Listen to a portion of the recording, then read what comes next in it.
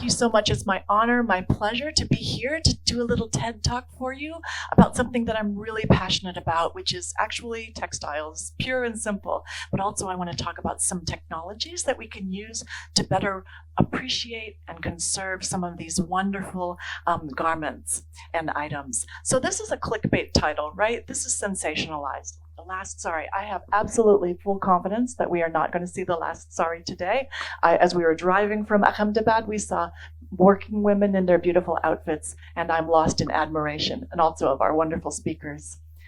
But I found this interesting little headline from a fashion website called Shilpa, and it says, is the era of sari draping silently coming to an end? I most assuredly hope not.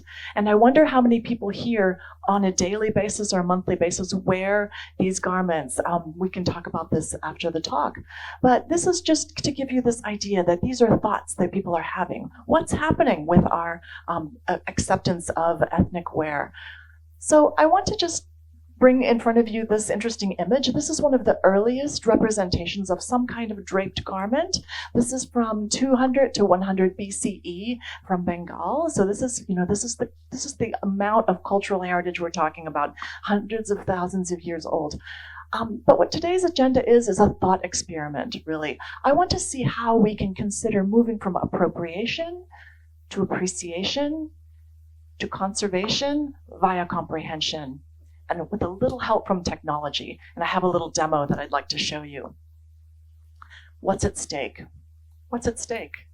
At stake is this, right? We have this beautiful lady here. I'm sure you probably know who she is. And she's in context in her beautiful garment. They've even done a really great job framing the photo. She has her blue door and her blue outfit. And, it's beautifully styled, beautifully draped. And then we have Zendaya. Right, we have Zendaya here, who apparently used Scotch tape to somehow do some kind of somewhat tasteless draping. And this is just incorrect, right? And this is what we in the United States call cultural appropriation, right? This is what we're trying to avoid. And this is something that is a big concern as we go along. So, and also her stylist should probably be fired, right? This is not a good look for her.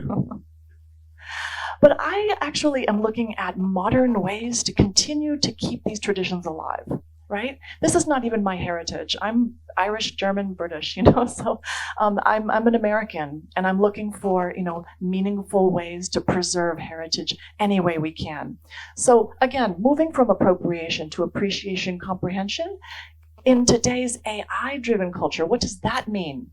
And I'd like to consider textiles as a catalyst and a way that we can kind of use these textiles to think about how to go about to comprehension. And I like to look at Natasha Thassan on TikTok. I'm sure she's also on Instagram. She's a wonderful influencer. I believe she's from Sri Lanka. She can show you how to drape that sari in 1 minute flat. It's amazing. And I wish that I could do such things. But for 7.4 million views, clearly she struck a chord. And I think it's interesting that we're using these, AI-driven, very sophisticated platforms that have, algorithms pushing content towards us. And people are watching her, and she's doing really great work. But I like to talk about textiles. I like to talk about the things we put on our bodies. These are very important. You think it's superficial, but it's not, right? Things we eat are meaningful. Things we wear are meaningful. What about jeans? I can't really see, but gentlemen in the front, you're wearing blue jeans, right? Well, this is the quintessential American textile, right? Right? Well, in point of fact, let's take a look at the history of denim blue jeans. When I was growing up in the 80s, blue jeans and denim became a fashion statement. But originally, they were designed for miners, in the late 19th century. And these are folks from San Francisco, or probably the Pacific Northwest, who are working guys who need some kind of pants that will hold together and not tear. And then we have this very fashionable gentleman here, and James Dean, who made jeans a fashion statement. But jeans are so much more. Jeans are really interesting if you do a deep dive. In 6,000 years ago, we have indigo being cultivated in Peru. Moving on, guess what? All roads with textiles lead to, guess where? India, right? Because here we have the original blue pants, which are from India, dungarees. They're dongari. They're a type of indigo-dyed Indian cotton worn by sailors.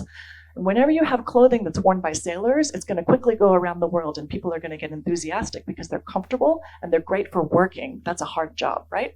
So in the 17th century, some sailors are passing through Genoa and Italy and coming into France, into the ports, and we have the invention of serge de Nîmes, denim jeans. It's invented, copying this fabric from Genoa, which is called bleu de Gênes, and it's inspired by dungarees. So here we have this interesting kind of cross-cultural aspect of what's going on with these just pants. They're just pants, right?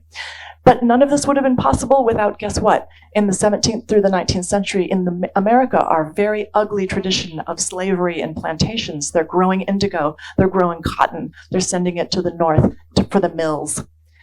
And then in 1850s, we have the kind of utilization of blue jeans within the mining communities in California. And then Levi Strauss, you've seen this logo. He was the one who created rivets on your jeans to hold them together so that they'll be really strong and you can't pull them apart. So this is, this kind of interesting international history of the simplest of all textiles, the most mundane of all textiles. But wouldn't it be interesting if we could, start thinking about how we can tell stories in a digital format about these things so that more people will learn about them, right? I hope you're videotaping this talk, so more people are going to learn about blue jeans, which is really important to me. But here we have some use of things like databases, very simple, basic relational databases. When I was at Microsoft, we worked with the Cooper Hewitt Museum to create storytelling around cultural items, around anti-macassar type of lace that we were working on. It's a very interesting way of connecting items to communities, to cultures, to countries, and then see how it all circumvents the globe. Very simple, just a relational database, right? But here we have the whole creation of digital asset management, which is a field of study and of work that are being used in museums now to create these cross-departmental storytelling aspects, again, using material culture to connect to people. For example, you might have a Chinese vase, or you might have a Chinese, painting. They're in different departments, but somehow the antiquities department needs to be able to connect them together and tell a story. So why not use a database to tell that? And then you can start talking about provenance, where it's coming from, who's creating it, and why. But here we have some more interesting technology that museums are starting to use to learn more about the cultural context of their items. For example, using optical character recognition for collections management.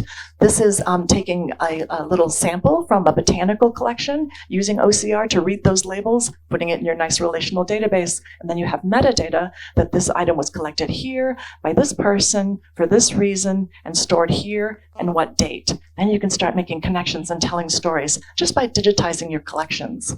So we've moved from databases to OCR. Now let's think about how you could use machine learning to help you determine provenance. I made a little application for us, a little app, and behind it I used S3. So some of folks who are here from using AWS, you might know what I'm talking about here. I just had a really great Sunday afternoon and scraped the internet for 130 images of different saris. And I put them into folders according to the region, and then each region has many styles. So there's a bunch of images per folder, and then they're grouped by their style and their region. Put those in an S3 bucket, and then I started using Amazon Recognition to train a model against this data. So, even with just 130 images, we were able to get an interesting machine learning model up and running. And then I used it in an app, and this is the app that I used. It's the Saree detector app. This is, something that will be very useful to all of us, I think. But it just basically is using image recognition. So you have your image, and then you can tell, yes, this is a Gujarati sari, and it is the bandhani style, little dots, right? And then you can test another image. Here comes a really good one of my favorites. So we know this one, right? This is from Gujarat, and it's the style of patola, right? It's my favorite. And then, this might be something that we could pick up, some interesting image recognition here. This is a Banarasi sari from Uttar Pradesh. And then the next one is the easy one. Even I get this one right all the time, right? The white and gold. We know this is going to be from, detect the labels, it's going to be from Kerala, right? Kasavu style. And then the last one, I believe this is a Paitani. And excuse my pronunciations, please. So we'll detect the labels, and you can see it's Paitani from Maharashtra. So we have a Saree app built. It's got machine learning running behind the scenes, and it's using this pre-trained model with some custom imagery on top to train. You can use your own images, and you can, upload an image. Here you can add this to the image list, and here we have our wonderful Gujarati drape, right? So we know where that's from. It's another patola from Gujarat. So these are the kind of things, what if you were, going and you had a very esoteric collection? Well, you could train a machine learning model, and you could start to, get data about this and tell stories about the collections. So that was a really fun experiment. So we've talked about relational databases, we talked about OCR, we talked about machine learning. What happens when you apply AI, generative AI, to collections, to tell stories? So there's a problem with AI, right? It creates data, it generates and regenerates novel images or text that may be disconnected. It may be disconnected from the reference point. I don't know who these people are. I don't think they're real, but it's kind of hard to tell because we don't know. So we don't know where the data is coming from, where this was trained from. The attribution is erased. I'm a teacher. I want those footnotes. I don't like it when I don't know who's, where the source is. The results can be superficial. A lot of AI people have at least 6 fingers, right? Nothing wrong with having 6 fingers, but here we are. And this was just something from Midjourney called, Vivid Gujarat Images. But the great thing about AI is that it's democratized. And this draws on one of the last things that you said, that anyone with internet access can use and access AI nowadays. Anyone can be a creator. And really more participation from all of us with your localized images and your localized language, that will make for better AI. We love blue jeans, but I'd much rather look at this, right? This is great. So these are actual real people. This is not AI. But let's talk about back to the special case of the artisan textile. So the artisan textile comes from a 1,000-year tradition, and I just want to emphasize that applying AI and machine learning to learning about these textiles and generating new samples, we're never going to be able to improve on the original created by artisans. This is not happening, right? And it's not necessary. So that's not the task here. That's not the goal. What we want to do is increase connoisseurship, increase participation and appreciation and that really deep understanding of what's going on here. When people wear a sari like that, there's inherent symbolism in some of the motifs. There's a little fish motif, there's flowers, and if you start doing some research, as I did on another Sunday afternoon, you start realizing that there's deep symbolism in these garments. So if you take a look at an app that we have that you can use for free called Party Rock, I went ahead and created a little app called Silk Weave, and it's a free generative AI app that will generate some images for you. I'm asking it to take some motifs like flowers, fish, vines, and mangoes, say that I want a particular region in India to be drawn for me, and then tell the weaving style. So I would put Gujarat and Patola, for example. And it will generate for you some interesting things, right? So here from Gujarat, I asked for kantha work, sari with some big floral embroidery, and it kind of got it right. I was surprised at this one from Madras. I would have expected like a checked pattern from Madras, but it's pretty, but it's not quite right? It's very generic. Here we're back to this kind of generic aspect of the images that are produced. But in the end, I gave it a good enough prompt that it created something that I really liked. And so here I asked for a Gujarat-style sari with gold embroidered stylized clouds with some kind of outline, with a border on the palu, using resham threadwork in that weaving style. This is what this generated.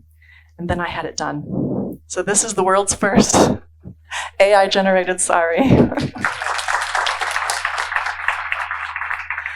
So this was done by someone who is a cloud club captain. His mother worked with me to get this done right. Let's talk about the symbolism a little bit more. Symbolism is really interesting. Wouldn't it be great if you could create something that really meant something? If you're having your wedding and you want to create a sari or some garment that really denotes good luck, prosperity, and happiness, how would you do that? What kind of data would you need to train on that? So here, do a little research, and you can look at the flower bunches, the jal, the trellis work, cool hunting scenes with animals in the border, mangoes and paisleys, which kind of look the same to me, but I think they do mean different things. They all have these cool symbolism. So I said, I'm going to ask generative AI to create me a meaningful textile. And I said, I want a Banarasi sari design symbolizing good luck, fertility, and prosperity via the symbols and its motifs in the background and the palu. It generated this ugly piece of work. It's really not very attractive. I didn't like it at all. The elephants look very Gen AI, right? Titan didn't do much better. Same prompt, and it just generated kind of pretty textiles. It's not that good. So how can you make your generative AI output better? Here's how.